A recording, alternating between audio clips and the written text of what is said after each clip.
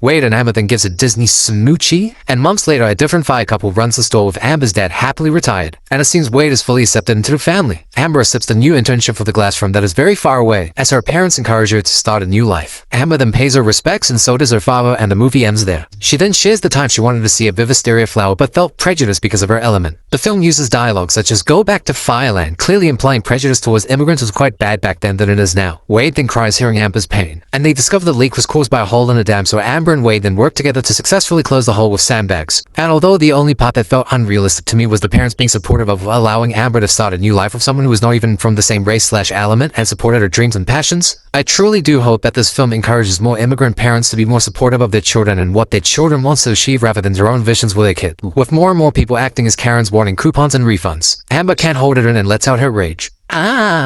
Which then bursts the pipes and floods the store. We're then introduced to the water boy Wade, who's built like the daddy but acts like a baby. Turns out he's a city inspector and writes a ticket for the shop having no permanent and faulty pipes he always dreamed of seeing as a kid. Once they leave, Amber's overjoyed, so bro risks it all and makes a move. Amber, understanding that it could end each other's lives, goes for it anyway, and turns out it creates steam. So they decide to create a whole lot of steam, you know what I mean? But then Amber thinks of her father, his dreams and his wishes, then gets the ick. Essentially, my boy just got cock blah. The movie begins with a fire couple landing in a new city filled with people of different elements. Turns out the fire couple are immigrants that cannot speak the English, as it says approved for immigration. We then start to find out the fire couple is the only fire element in the city and gets treated differently due to their appearance. Duo retire and wants to hand the family business to Amber, pressuring her to carry on his legacy as Amber knows she can never follow her passion because her parents' happiness is expected to come first. And this is the toxic reality of why so many Asians become doctors, lawyers, or engineers, not because of something they ever wanted to do, but because Asian parents expect their children to put the parents' happiness first over themselves, and that in order for us to even feel validated, we need to do whatever it takes to make them happy, and if we refuse, we get disowned. Amber then plans to break up with Wade, which girl I decide to bring home, that because she will share the values I have rather than the conservative religious values my parents have. I already know they will never accept her as they still haven't even accepted me. I understand since it's a Disney kids movie, perhaps they had to hold back and not really show what goes on in a toxic Asian household where parents burden you with their dreams and expect you to be a breadwinner since immigrants usually do come from a poor background. Amber and Wade then argue and end up breaking up, and her dad makes a big ceremony to announce his retirement as he's about to get Amber the store. But Wade is horny and pops in, and thanks to his intervention, her dad finds out she's been dating him and that Amber lied that it was her that broke the water pipes. Amber then gets publicly shamed and disowned as her dad comes out of retirement to run the store again. I was surprised Amber's mom even defended her, saying it is true love